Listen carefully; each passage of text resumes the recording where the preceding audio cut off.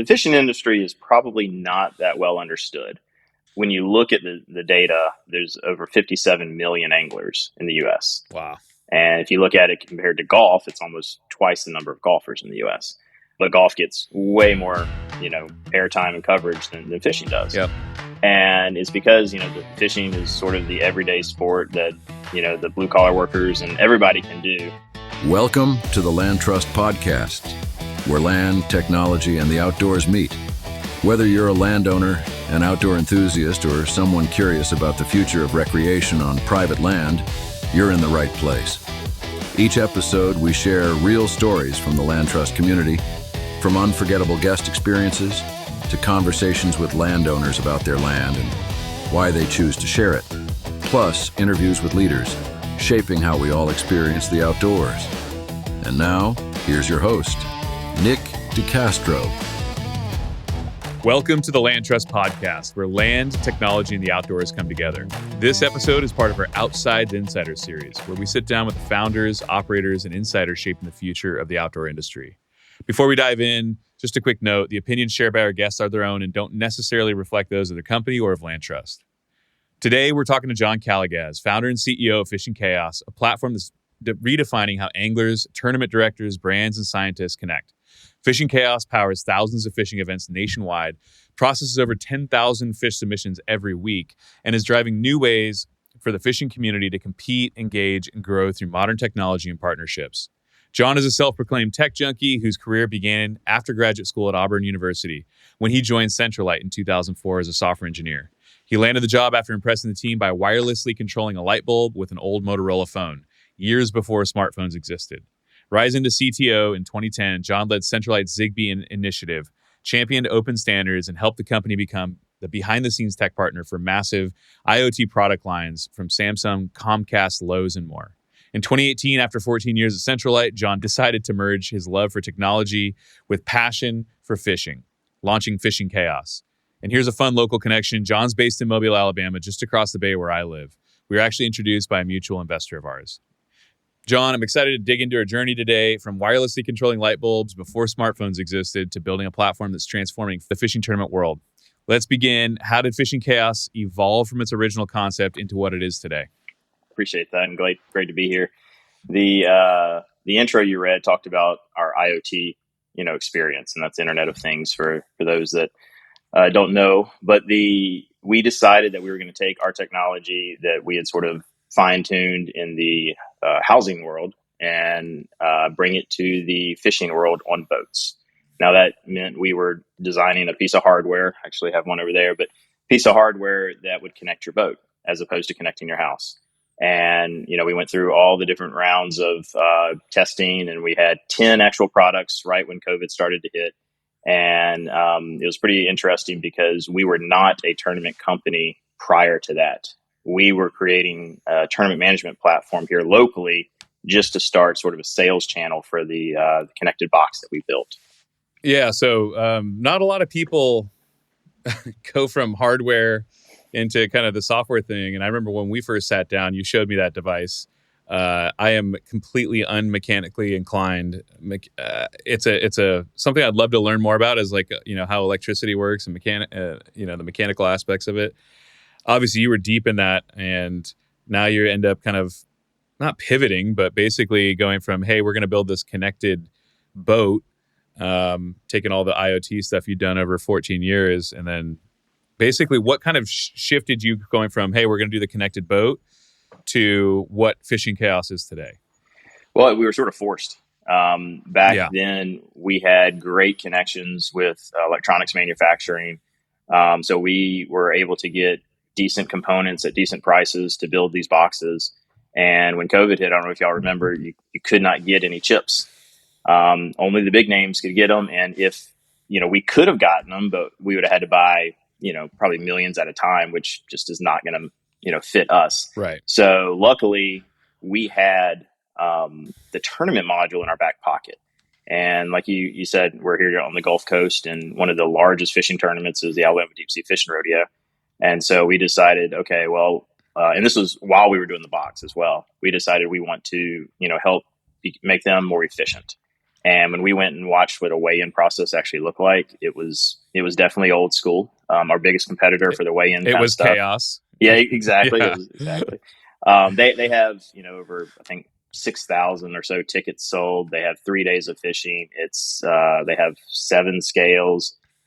We bring them, I think they work with about 20 iPads, and they have about 40 people running the whole way in. So it's a big event. And basically everything was done pen and paper with a simple Microsoft Access database. And the cool part is, prior to us, if your fish came up to the scale and it just wasn't even close, they would just, kick it to the next guy. So that data never got collected.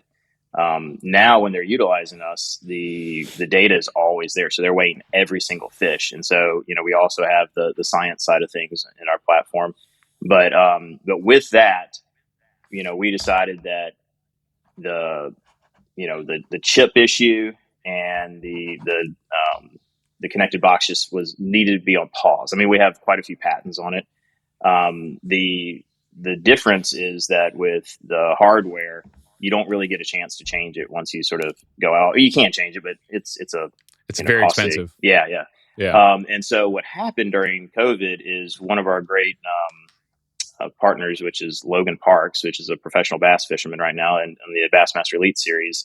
He was at Auburn at the time, and we were sponsoring the Auburn Bass team, and they were going through the same thing. They even made national news they were on Fox and Friends and the Today Show because, what could you do during COVID but fish? And Auburn just sort of put a mandate that club sports had to stop.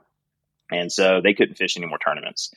And so what they did is they said, all right, well, our seniors don't want to necessarily not fish.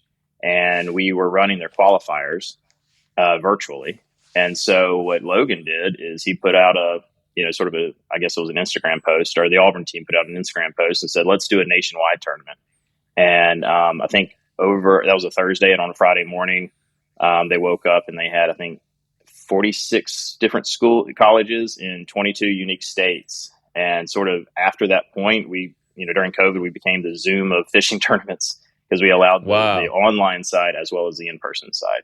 So that's sort of what laid it down for us and said, okay, well, we have something here.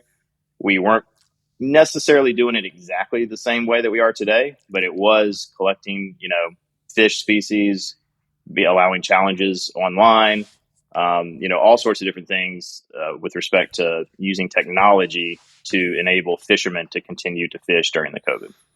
Yeah, COVID, obviously terrible on so many fronts, but it did, even we experienced this too. I launched LandTrust in October of 19. So we were growing super healthily. And then, March 20 comes along.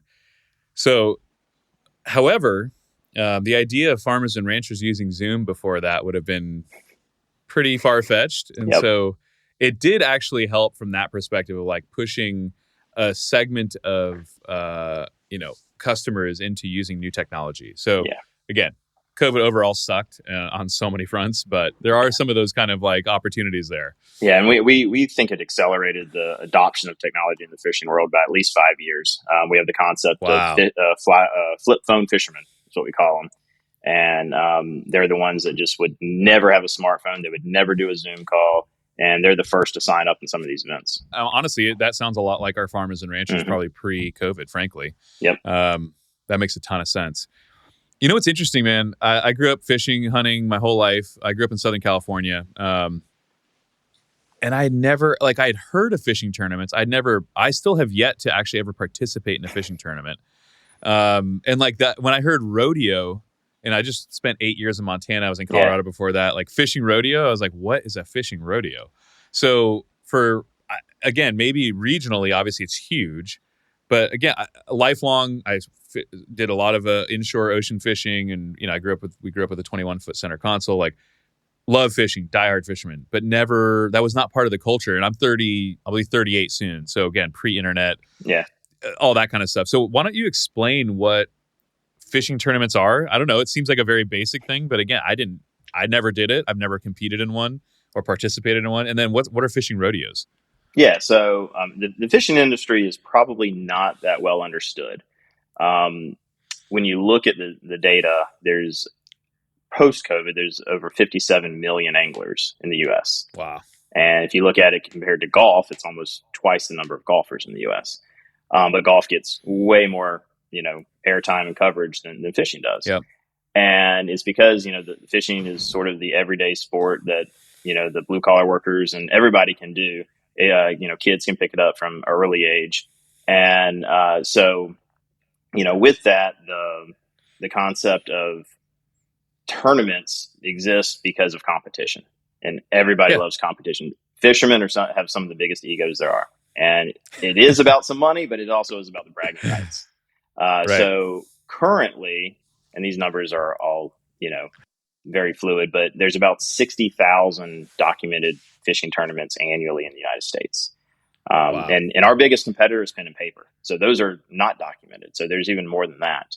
And then there's two different sort of categories. Well, there's three now, but there was two different categories. There's the bass or the freshwater fishing tournaments, which is 100% a live weigh-in. You bring your 5 biggest bass to a stage. You walk across the stage, and for like 3 or 4 hours, it might be a 400 boat tournament.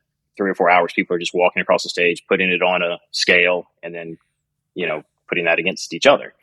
The saltwater world is a little bit different. They definitely have conservation in mind, but it's a little bit harder to keep a 90-pound, whatever fish alive. You can't throw them in a live. You can't throw them in a live well. Yeah. So for that, when I say rodeo, I didn't come up with that. I mean, the Alabama Deep Sea Fishing Rodeo is 92 years old.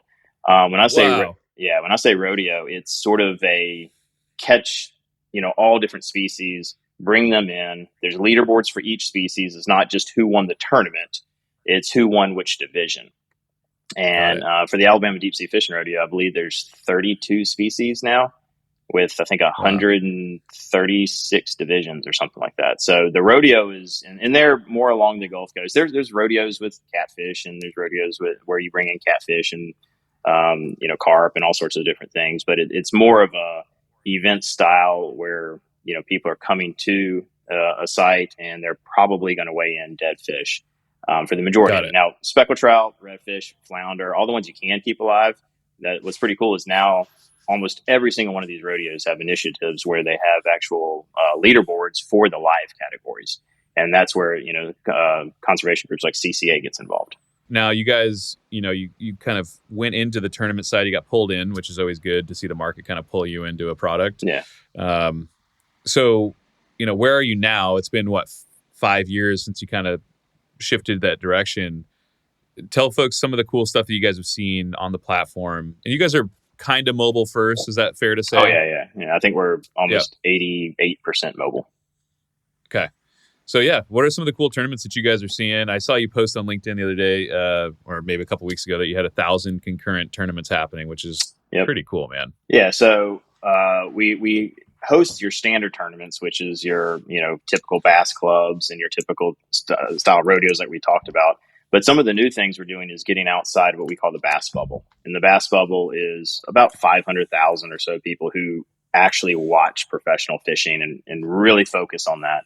The funny thing is the brands, they don't necessarily want to stay in that bass bubble. They want to get outside the bass bubble because, there's way more than 500,000 anglers out there. And if they're focused just on these professional guys, they're only going to get that. And most of those professional guys always want discounts, so they're not paying full price.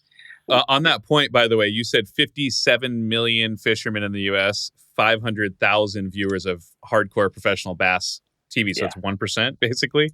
Yep. So you're missing a pretty big part of the market. Okay, right. Anyways, didn't mean to interrupt. And previously, that's where the brands have been focused. And so one of the things we're doing, and we sort of have coined this term, is get outside the bass bubble. And so what you'll see on our tournament pages is you'll see some things that you're not expecting.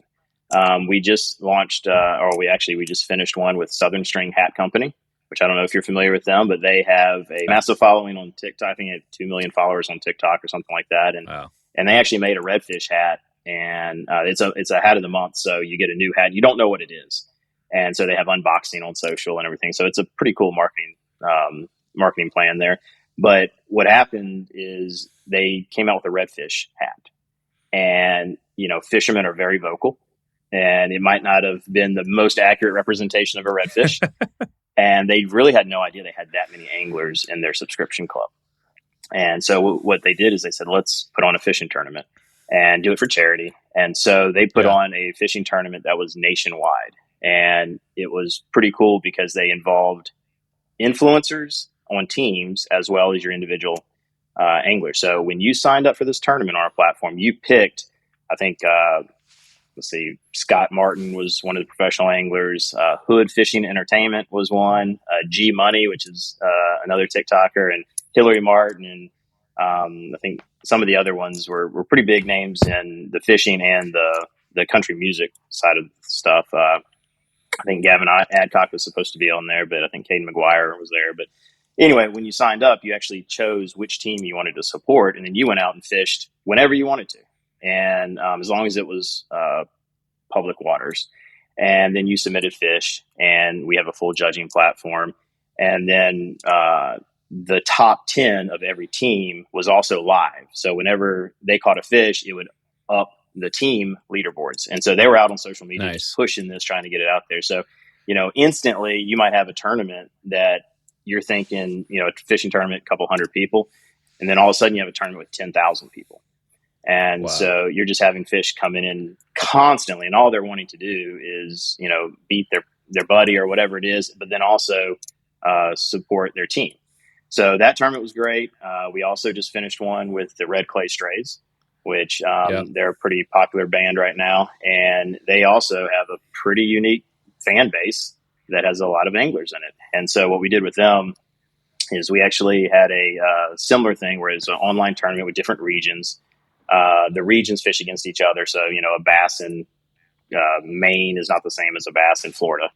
And so with that, then they had their month-long tournament, and then they raised money for Camp Aska, which is a charity here. And then the actual day of the ending of the tournament, they all came down here, and we paired them with a professional angler and sent them out bass fishing on the Delta. And so they had their own tournament against each other, the band members. And then they ended it with their 3-day concert at the Wharf. And they sold out. I think Luke Combs was the only other one that has sold out 3 straight shows like that. They actually had the merch record, I think, from the Wharf. So they're pretty decent. They're Mobilians, right? They're from Mobile. They live now in Mobile. But okay. one of them's Eastern Shore, one of them's up in Saraland, and I think a couple are in Mobile. But yeah, I mean, they're somewhat low. I mean, they played. It was pretty funny because they played the rodeo, the Alabama Deep Sea Fishing Rodeo, in 2018, way before they became as popular as they are. Well, I remember Red Clay Strays a couple summers ago. Montana, especially Bozeman, a lot of great musical groups will come up there because it's such a cool. There's so many cool venues. There's outdoor venues in Paradise Valley, and really cool. I think they I just remember those guys Whitefish. came up. Yeah. So that's that big. But so anyways, they came up, and I remember they were just playing at a brewery. It's like, and now they're selling out. So that's cool to see those guys grow like that. Yeah, and then I mean, we're obviously doing a lot of branded tournaments inside sort of the fishing industry. So we have tournaments from Bahio Sunglasses, we have tournaments from Strike King, we have tournaments from Luz. Some other tournaments that are coming on the platform are very similar in that same categories. We have American Bait Works, which owns about 9 different brands. They're running tournaments on it, and it's more of a new marketing plan for them as opposed to just sending out an email newsletter or something. They're engaging with their customers, which is pretty unique. Well, as we've sat together and had lunch and talked through the businesses, you are building a marketplace to an extent. And when you talk about some of these examples of cool tournaments you're doing, it's cool from the consumer side, but me as a founder, I'm thinking just like what ridiculously cool customer acquisition channels these are, right? You have these people pulling their fan bases onto your platform organically. You're not paying for it. And that's an enviable position to be in because it's difficult, man. Like the marketing landscape today, it's kind of in upheaval.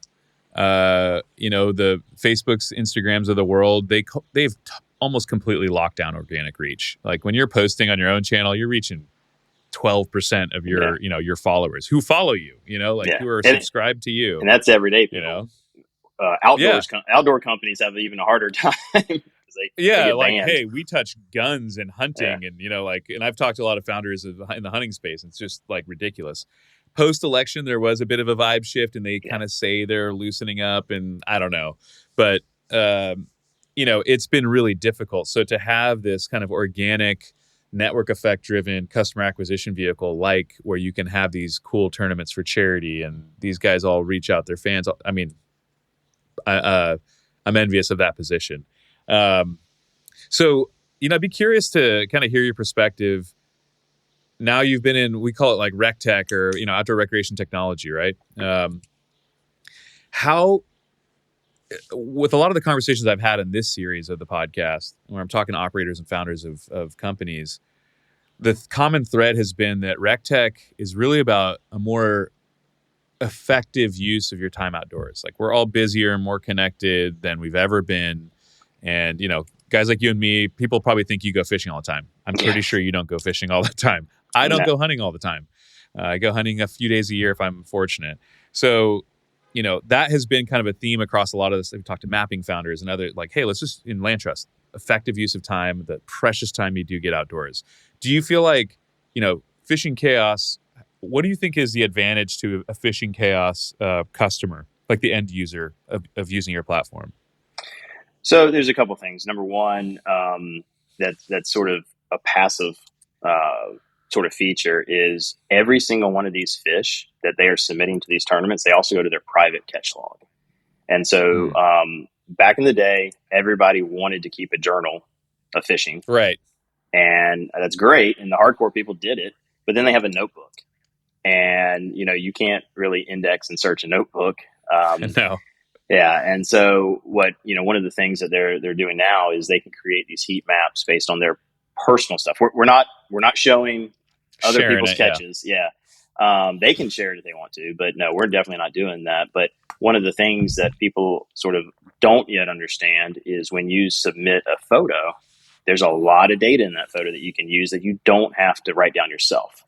And so, when they submit a photo, they can get their location, they can get their time, they can get basically in the saltwater side, the tidal movement. If they're in a freshwater river system, they can get the dam schedule. So you can start putting together where you've been successful and sometimes more importantly, where you have not been successful, and starting to use that for personal reasons.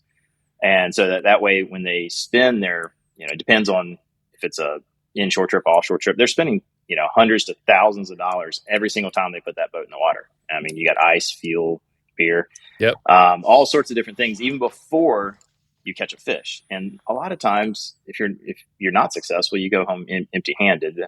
And so one of the things we're trying to do is sort of help you become a better fisherman. And that's through, data that you may or may not have thought about previously. So that's one of the things. The other thing is being able to engage directly with the brands. It's not necessarily we have a couple different end users. One of our biggest end users is the actual tournament directors themselves. That's where we see a lot of, efficiencies that we bring to them. I still remember the very first time we ran we took over Florida Bass Nation Junior Division. And prior to us, they had to bring the trailer out there. They had to, network everything, and it was pouring down rain. And it's pretty funny because they call them their roadies, but they're just dads of anglers that come and help. Yep. And the last thing that they had to do when it was pouring down rain is run the cables from one computer to another computer. And the guy's like, "No, we don't have to do that anymore." He's like, "What do you mean?" It's like, "Well, this is the Fishing Chaos platform. It's not a local based platform. You don't have to." They had one computer that had all the data in. If that computer crashed, you lost everything. I think the software was written in the late 80s and it hadn't changed since then. So that Do you night, have punch cards to run it? Or? Yeah. Well, I mean, and even in fishing tournaments, you have this, in bass fishing tournaments, you have this thing called boat numbers. They would have to take in their registration from, if they even allowed online registration, they would take it in from some form company, and then they would import it into their software that did the leaderboards. Then they would have to export it into a text messaging company, and then they would have to send those boat numbers the night before. And then if anything changed, they had to do that all over again. And then once the tournament was finished, they then had to export the leaderboards into a PDF. And then maybe 3 or 4 days later, they shows up on Facebook. If it's a big tournament. And so, that first tournament we did with Florida Bass Nation, the tournament director on a Friday, I think it was a Friday night, was sitting at a restaurant having a beer, and he left his laptop at the trailer. The old tournament director was like, don't you have to go do this? Don't you have to? He's like, nope, don't have to. It's all taken care of. So for them, it's not only sort of the efficiency thing, it's also peace of mind. Running tournaments and we just ran into a tournament that ran last year that was not on our platform, and they came to us this year because they had a mistake last year. And there's still can be human mistakes with our system, but it's all about what gets inputted. We're trying to make that less and less possible with connected scales and all that kind of stuff. But they just totally missed 3 fish. And I don't know if they were talking when they came through or whatnot, but it's just human. There's a lot going on. Yeah, all that stuff. So and some of these tournaments, really cool. they had $100,000 payouts. So it's a big thing for some of these guys. Yeah, during that piece there, so the first part, which is, and you talked about, the benefit to the angler, because you are a multi-sided marketplace. You have anglers, tournament directors, and then brands. We can talk about that too. Yeah. But it really is. It's kind of like what I said. All of my conversations, the common thread is effective use of time. So you're taking photos that have all this metadata that you can then tie on the back end and says, hey, look, when you caught these, huge snapper, you were here. It was this kind of tide. It was X, Y, and Z. So when you're thinking about going fishing, maybe think about trying to match these things up, right? Or, same thing with bass. It was, so you really are saying, instead of writing things down, instead of guessing or, thinking no, we have all of your past catches that you've logged in these regions or these areas that you fish. Here's all the data around when you caught those. And potentially it's not necessarily causal, of course, but it is directional. So that's a really nice benefit to that angler. And it kind of reminds me, I was talking to David from Guidesley. I don't know if you've seen those guys, building kind of vertical SaaS for fishing guides in a similar space, but they're talking about the same thing. Like the guides, the one thing they're really good at is obviously fishing, which is what they have to be good at, but then they're really good at taking pictures of their clients. And then they're really terrible at everything else. Yeah. And when they're busy season, they're, it's dusk till dawn, tired, all that stuff. And it's like, they never do anything with it. So yeah, looking at the metadata of these photos and being able to pull all that stuff automatically, have it run in the background, you don't have to worry about it. So effective use of time. But so multi-sided marketplace, you have tournament directors, you've got anglers, and then, you've got brands. So talk to me about how the brands work in your marketplace. Yeah. So, one of the things that we quickly found out is that the brands do not have a easy way to communicate and engage with their audience, so their customers. They will send out, email marketing surveys, newsletters. They'll, some of these bigger brands, the PE-backed brands, they have massive companies doing surveys for them and all that kind of stuff. For us, they now can own that customer in a totally different way. And so we have what we call Link Enterprise in our platform, where the brands sign up and they can, it's a sort of a la carte thing where they can run tournaments, they can run memberships, they can run different types of surveys, all sorts of different things that can help them better their business. And what's pretty interesting is they will run some of the largest tournaments nationwide. And we have a function with a heat map of where the fish are coming in from that only the brands can see. And we actually have a patent on, we call it fuzzy GPS. So whenever we're sharing GPS with anybody that is, the angler knows it, we're very transparent with that. If you're submitting a fish and that tournament is collecting that data, it is big red letters. Yeah. What happens is they can then go see where their customers are geographically located real time, and they can focus some of their digital advertising on that. So for example, you might have a hot spot in Phoenix, Arizona. Nobody would really thought that would be a hot spot for bass fishing. The brands didn't, but that's some of the data that was, presented in, a 5,000 person tournament, with, I think, 13,000 fish submitted in that one tournament. And so they were able to use that data to then go digitally target them on other platforms, Facebook or Instagram or Google or whatever, with their actual products. I mean, they have, widgets set to your sell. geo for your new, your new bass rod to Phoenix. We're going to spend a little bit more money here. We probably weren't spending anything there before. Right. And then the other thing that, this was sort of a unique use case. They have these, sit downs with big chains like Walmart and Bass Pro and, all sorts of different companies like that. They've never had the ability to engage with their customers and understand what they really want. So one example was we had a customer that had, I think, Walmart wanted to understand whether it was an angler would rather have a free rod sleeve or a free lure with the purchase of a rod and reel. And typically the process that they would do is they would go out to this third-party surveying company. I won't mention names, but it's a big one. They charge you like $30,000 to send a few emails. Yeah. And they send this sort of massive email list. Yeah. And then they narrow it down to like 200 people that may or may not. Yeah. And, my wife will get one of those. And, sometimes they'll pay you $1 and, she might fill it out just because it's $1. She feels bad because they actually send you $1. So with That's that, crazy. Yeah. With that, they're able to now go into our platform where they have this funnel of, this 57 million, and then they bring it down into multiple different, high school, college, adult, all sorts of different locations there, where now they can go out and say, okay, they want to ask these anglers, what would they prefer? And these are actual people who fish. These are actual people who pay to fish. And so when in that exact use case, I think they had 1,200 responses in less than 24 hours or less than 12 hours. And they were able to provide that data to Walmart like the next day. And Walmart was like, where the hell did you get this? So that's some of the things that the brands will actually do. And your anglers on your platform have profiles with what they like and what, so those old school surveys, how active they are is also a pretty big one.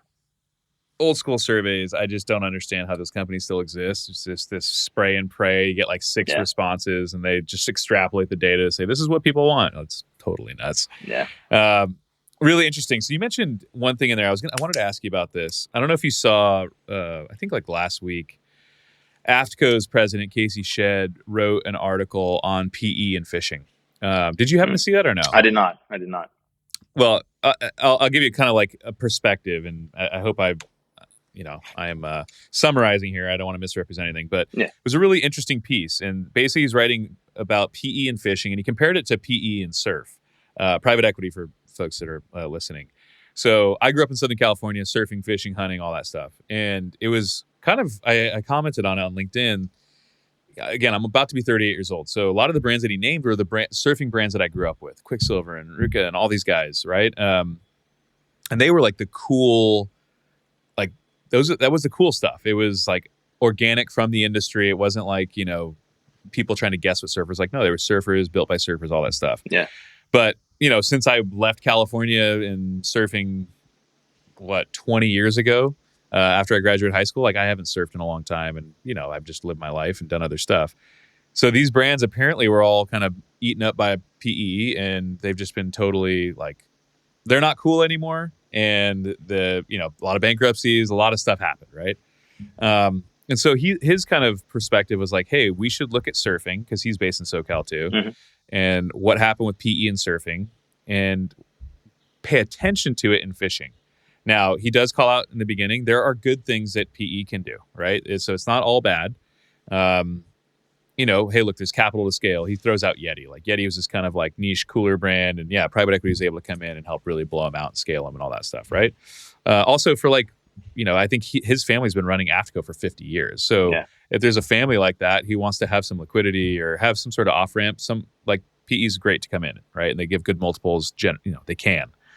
But he also said, hey, here's the things that I think we should be aware of, which is sometimes PE can be extractive and they can leverage these companies with debt, and they kind of can lose that core enthusiast base and for, basically trading short-term profits for long-term customer value. Yeah. And, we see it in hunting. I know brands that have gone that pit. And again, I know brands that have done well with it. So what's your perspective on kind of the PE role in the fishing world right now? Again, acknowledging there's good and bad. Yeah, there's definitely good and bad, and I guess I'll start with the bad. The bad, and you sort of alluded to it, is the old school sort of companies, their marketing divisions, they actually fish. So they understand it. I mean, that's crazy, that's, right? yeah. Yeah. But when you have a marketing guy that just loves fishing, that can sort of skew some of his thought process or her thought process. And so one of the sort of the good things that I see about it is they actually like to understand a return. And so for us, it's let's go to the world of sponsorships. Tournaments either love us or hate us because of our ability to bring them sponsors, but also the ones that don't necessarily care for us is because we expose some of the things that maybe they've been showing to their sponsors that weren't really that true. Weren't real numbers. Yeah. Yeah. And we're seeing that all over the place. But when you get with the right one that understands it, they're going to say, okay, well, we're going to put this much money into fishing this year, and we need to be able to see, we need to show it on that Excel spreadsheet. That is some of the good side for us because we have that data, and, we're not necessarily just blind. We're not giving it to them, but they're, if they wanted to run a tournament on our platform, they can actually see, okay, how well is influencer X doing this, or how well is pro staff, Y doing this. And that's also what you're seeing is the sort of migration from a pro staff to an influencer staff. And then, who knows what's going to be next. It might be, Bigfoot's selling the products, like, all over AI, TikTok, whatever it is. But I mean, it's not that necessarily always a bad thing because, you're seeing the good in what can come out of, a company that if they're backed properly. The other thing that, you might necessarily see is on the bad side is if something's not working, they're just going to cut it right away. And so you'll see companies that you might say, where'd they go? And they just sold off to another PE. PEs will sell to other PEs, and you don't think that you see any difference, but then all of a sudden you're working with a totally different group. But on the flip side, when you are working with one marketing group, you're working with like 20 brands. Right. So I mean, like you said, it's definitely good and bad. And I haven't found one better than the other, but we have to just work with it. I mean, we're not going to necessarily change that. Yeah, totally. Yeah. And I think the consumer aspect too, it is often when stuff goes poorly, I feel like in the negative senses, if it's a truly extractive private equity, deal, it's just like, ship it all to the cheapest manufacturing, the product quality diminishes and all that stuff. Again, short-term profit over long-term customer value. But I hope for fishing's sake, because I am a consumer, you're a consumer, for hunting's sake, that we don't see that. I hope that we do see more of the Yeti style, as Casey mentions, where it's like, hey, no, let's put some serious capital behind this and scale this thing out, high quality products, all that kind of stuff, right? Yeah. So it is interesting. You're also going to see new brands pop out of this because I think the guys that sold Costa sunglasses, they're the founders of Bahio sunglasses. So, interesting. Yeah, so that's something that people don't necessarily think about.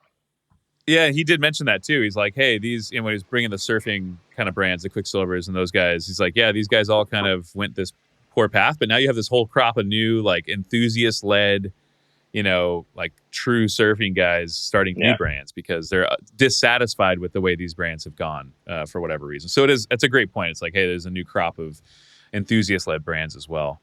I'd be curious, do you want to chat about, some of the things we talked about earlier, which is there are challenges that are unique to, let's call it hunting and fishing because there's animals involved as brands.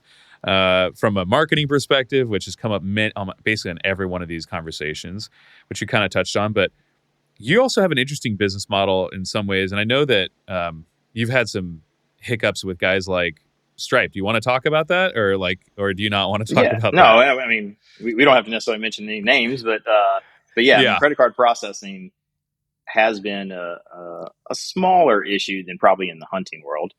But one of the things that people think of when they think of fishing tournaments is instantly it's just gambling. So we've dealt with them quite a bit, and Stripe's been great with us because it's not a person necessarily doing that, right? No, it's some algorithm going out there and looking at it, flagging something that it thinks is something, which which builds the controls in basically, yeah. So we have a pretty great unique relationship with them that they know that we're doing fishing tournaments, and then we use their Custom Connect product. So every single new tournament that comes on board is a Custom Connect within Stripe, so they get looked at every single time as well. Wow. So one of the interesting ones we just had is we got it was automated, that one of our customers is not going to be able to use credit card processing anymore because they allow it has nothing to do with us, but they allow on their website the ability to buy something without a prescription. And we started like, okay, what the heck is it? And it's a sunglasses manufacturer. And so they looked at their shopping process, and you can actually go and say, I want this pair of sunglasses, and yes, I want you to add prescription, but you don't necessarily have to have the prescription right away. You can just then check out and then send them the prescription later. But this credit card processor didn't like that because they thought it was, I'm thinking prescription equals drugs. It's like they're selling weed online or something, right? Exactly. Like, okay, so I get that. You just have to deal with it. It's one of the things that we don't run our own processing, so we have to figure it out. And there's lots of other companies that are coming to us saying this exact same thing, and how did you do it, and what are you looking at as alternatives? Because you always have to have the alternatives. You have to have a backup. Yeah, and we use Stripe, and we use their Connect platform too. And look, overall, very easy. Yeah, building your own processing is not what you want to be doing at an early stage. Yeah, maybe you get real late stage, real big, it makes sense to go do it, but it's not something you want to be spending time and money on right now. So, but actually, it is interesting. Fishing, is one of the only, and people sort of question whether it's a sport or not a sport or whatnot, but it is one of the only sports that doesn't have gambling involved. And so it's, you can't go bet on the, Bassmaster Elites. Like they just had in St. Lawrence River, the Bassmaster Elite series, which is the, NBA of fishing, and you can't gamble on it. So legally. Yeah. So that's another thing that if somebody figures that out, which we've had multiple conversations with the regulatory agencies, because the data we have is compliant, but then just the concept of fishing, for example, in the bass world, you have a public lake. So you're basically, playing on something other people can get on. And, it's not like the NFL. If, somebody doesn't want a team to score, they could go throw 100 people in the end zone and stop you from scoring. Yeah. Bass fishing, you can do that. Yeah. It's not legal in the tournament, but it is legal, from an English for point the of view. citizen. Yeah. From a citizen's type, that's a public lake. I can go do whatever I want, ride my jet skis around, whatever. Yep. Interesting. What would be what would the argument be that it's gambling? Because it's a fishing tournament, just the mechanics of it, I want to participate in a fishing tournament. It's a $10 entry fee or whatever it is, right? Is that how it works? Yeah. So, it ranges. There's, I think the largest ticket entry fee we've had is like $35,000 for some of the sport fishing big tournaments, big boat tournaments. Obviously those don't go on credit cards, but, but the concept is you can go and catch a fish and it's almost luck. That's sort of some mentality. It's not like you're racing and it's 100% skill. They consider there some luck involved, which can be turned into gambling. And in some of these, saltwater rodeos, not on our platform, but there is actual true Calcuttas, which you are betting on somebody else's team to win. That still happens. It's all, outside of the platform, and it's all behind the scenes, and it's all cash. So they're definitely not trying to get credit cards on that. But, sometimes that occurs, and it's rare, but it's just like any other sport. Right. Yeah. There's an amazing amount of skill involved, as we both know, especially you go those big boat tournaments to go catch a 1,000-pound marlin. I've never caught one and never will because I don't have the skills for it unless I go on with somebody who's an extremely skilled captain and deckhand, all that stuff, right? Yeah, yeah. Well, and you're seeing, in the professional world of bass fishing, Jacob Wheeler. I mean, he just won Angler of the Year. I don't know how many this is, but I mean, I can't compare him to any other professional angler or sport player, but it's definitely, he's not lucky. He has skill. Yeah. He has work ethic. He goes out there all the time. He's almost never, whenever we talk to him, he's always fishing. That kind of stuff, it's definitely not going to be a luck for him. And, he's done this for 5 straight years. And, that happens on this other side as well with Bassmaster. There's no Powerball winner that wins 5 straight years, right? So exactly. Yeah, for sure. Interesting. Well, like I said, there's so much to your business that is, I don't know, like at first glance, I'm pretty good at deciphering kind of all the different kind of main componentry, but your business is super interesting. Like I said, multi-sided marketplace, really cool customer acquisition channels that are organic, which is great. That brand connection is really cool. You guys can add a lot of value to them.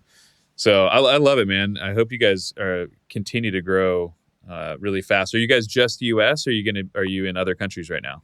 So credit card wise, we're just US.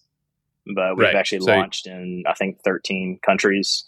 We run the Pan Am. Well, we run the Pan Am games, and we also do quite a bit in Canada and quite a bit in Mexico. But the Pan Am games is sort of unique because there's multiple organizations trying to bring fishing into the Olympics, and with that they have the World Games and the Pan Am games, and the kayak side of stuff, we run a lot of the qualifiers and the actual Pan Am Games finals, and you'll have teams from multiple countries in Europe. The funny one was Cuba. I don't think Apple, it was either Apple or Google, does not even allow you to go live in Cuba, and so they actually sent a team. Yeah, and so they sent a team, and I forgot how they got around it, but they got around it somehow. But it's no longer. It used to be a VPN style connection where you can once they got here in the States, they could use it, but for us, Apple and Google has their rules, and we have to adhere to them. And we launched in those countries so that those anglers can actually practice and use the system. And so when they come over here, or actually wherever the last one wasn't in the U.S., but they're able to utilize the platform just like the Americans can. Wow, that'd be super cool. Some of the new sports that get into Olympics, I'm just like, what are we doing here? But fishing would be pretty awesome, man. That'd be cool to be at least a part to play in getting fishing into the Olympics. That'd be something. Yeah, one of our anglers, Logan Parks, which I mentioned earlier, he's actually just got nominated to the U.S. bass team on the boating side. So I think they're going to South Africa to compete next. Wow. Okay. Well, it's been a super cool conversation. Again, with your background, I don't know. I'd be curious, kind of as a final question. What are the main salient differences between your prior life in the IoT hardware software kind of world versus the business that you're building today in this kind of space, the fishing space? So I'm going to add something to that: the technology in the fishing space, because the fishing space is slow, but the technology is slowly adopted. Sorry. Forward-facing sonar is something that is, some people call it the cheater box or whatnot, but you're basically seeing the fish swim. And prior to that, it was side imaging sonar. That's sort of been the tech side of the fishing industry. Well, with the newer apps coming out like ours and other apps, you're starting to see a lot more increased technology usage because it's software driven, not hardware driven. Hardware is very difficult. I mean, it's not called hardware because it's hard. A lot of people say that. It's called hardware because it's physical. But hardware is hard. And when you get something out there, just updating it is sort of a pain. I mean, how many times have people now, it's fewer now, but brick their phones trying to update or brick the device, the Ring cameras or whatever it is updating. We update almost every Tuesday. And so if it was a hardware company solely, then we would not be able to do that, and we would be sitting back and looking at technology changes for the next 5 years. not necessarily what's going to happen next week. And with the all this AI going on right now, I mean, you can't even blink because it changes so quickly. So the hardware is very difficult to keep up with the newest technology. Software, which what we're doing right now, is a lot easier, and like I said, we're updating almost every 2 weeks, and not because it's all these bugs or whatnot. Yeah, there's bug fixes, but it's adding features that these guys have asked for, and it's pretty cool when a company asks for something, and you're like, oh yeah, it'll be there Tuesday. It's there, yeah. Yep. So. Okay, that was not my real last question because you just brought something up. This is my last question. AI. Super buzzy, all that kind of stuff. My CTO, I'm non-technical, but my CTO, we have been investing in laying the kind of scaffolding over the past couple months, and we're going to be rolling out kind of initial customer-facing AI features, I would say in September, October. We have, all the tooling internally. We have operationalizing a bunch of data sets, right? Mm-hmm. So like we have a bunch of data that could make product better and more intuitive and predictive, whatever you want it. So are you guys on the path? Are you already there? Like, how is AI being leveraged internally right now at Fish and Chaos? Yeah, I'm glad you brought that up because it was pretty funny. Our very first iCast, which was either 18 or 2019, it had to be 2018. We partnered with King Sailfish Mounts that does taxidermy. And when people came to our booth, we had a camera that they could hold up. They picked whatever fish they saw, and I think there was like 10 different fish, and they would hold it up in front of the camera, and it would recognize the species and then automatically enter them into a fake tournament for iCast, and it gave them a weight between a pound and the world record. And so at the end of it, they had a pretty unique leaderboard. People were just amazed by that. And it was so long ago that, it looks like it's simple now, but it never really caught on. It was a gimmick. And people, they know what a bass is. They know what a red snapper is. They know what, a speckled trout is. It's the crazy ones that you're not going to find. And machine learning and AI is not going to find it either because there's no data sets on them. Right. So, back then I would have said AI is a gimmick. Now it totally has changed. And so, for us, like you said, looking into our own internal data and being able to understand it, we don't have a data scientist on staff, but we basically do with AI. We're looking at it from being able to look at the data that the consumers don't see but we're also looking at it from understanding, basically almost having a virtual fishing guide with you, if you wanted that. Interesting.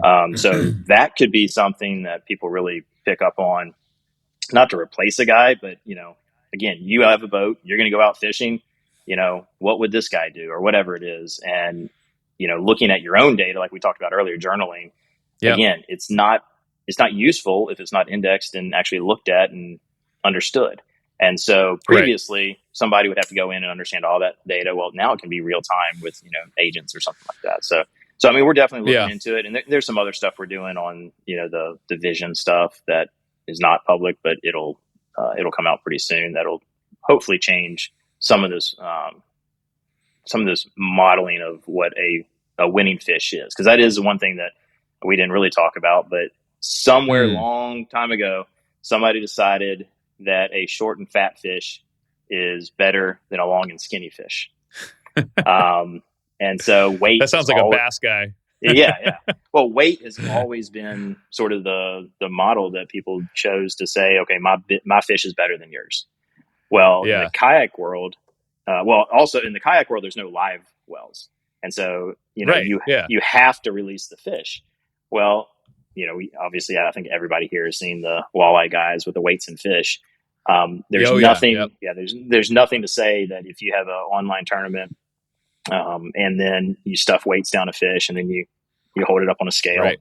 I mean, you're cheating yourself, but if it's a tournament with a big prize, you're definitely stealing. Cheating someone. Yeah, exactly. Yeah. So with that, there's going to be some other things out there to understand, how this fish is better than that fish. And, we're working on that right now to sort of solve that. And it's in a non-gimmicky way.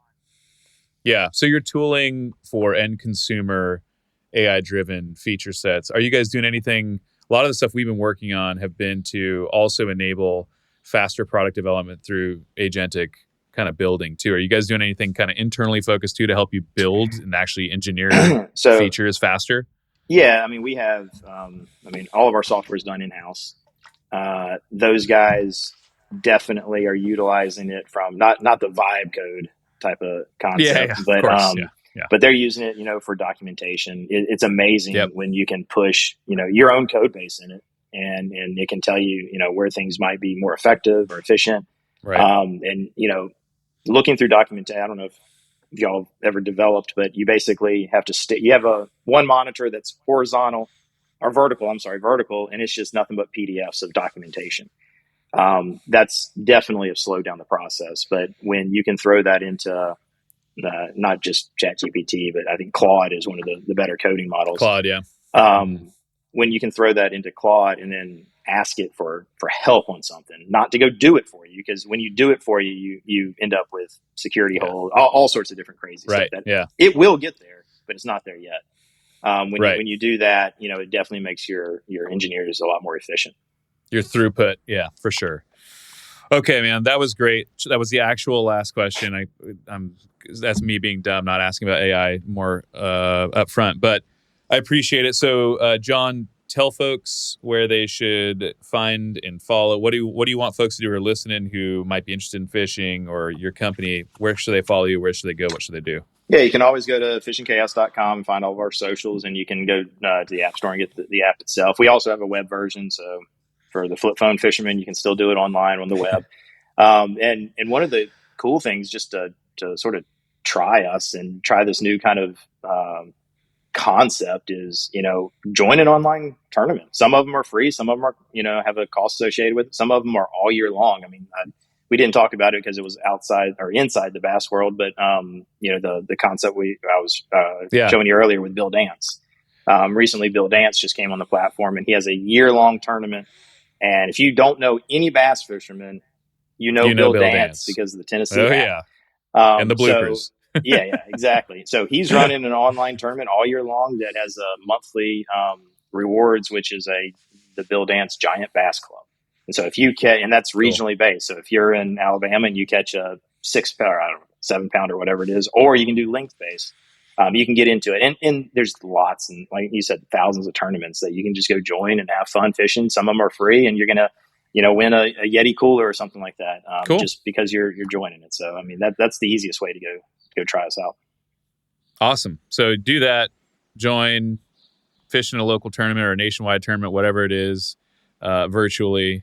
You can follow John, which I do. We're connected on LinkedIn. John will post stuff about the company. Again, a lot of the listeners of this are a little bit more kind of, capital or operator focus. So definitely connect with John on LinkedIn and follow him there. He'll post stuff about the company. But John, super cool business, and appreciate you coming, giving us an hour of your time. Continued growth. I'm looking forward to it. And we actually have to go fish together at some point. Yeah, absolutely. Appreciate it, John. And as he said, if you do want to check out Fishing Chaos, if you've never fished in a tournament like I haven't, I actually am going to be creating my account.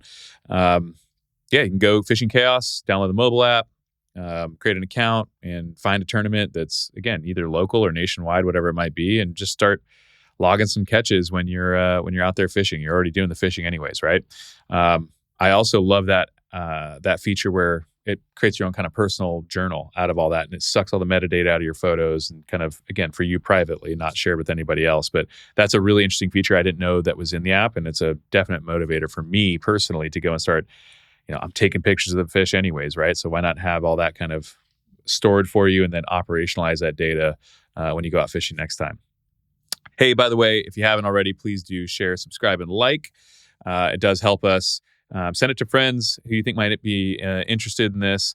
And if you're not already a LandTrust customer, if you're a fisherman listening to this, by the way, yes, LandTrust started with hunting, but we have a lot of fishing on the platform. So if you are a bass guy or you like catching bluegill or whatever it might be, if you're a freshwater fisherman, LandTrust has hundreds of opportunities across the country for you to go and fish on a private pond or lake for the day or the weekend or whatever it might be with you, your friends, your family, your kids, whatever it might be. So Go to LandTrust.com, create a free account. It'll take you about 15 seconds. You can select the types of activities that you're interested in, hunting, fishing, camping, etc. And then tell us where you live, what state, tell us states you're interested in, and we will start sending you cool fishing opportunities if that's what you like, or hunting, whatever it might be. So again, fishermen, you should know about LandTrust. We have a ton of opportunity for you to get out there on private water and have great experiences in the field. All right, guys, that's it for this week. Thanks for listening to the LandTrust Podcast, the Outside Insiders series. Have a great day.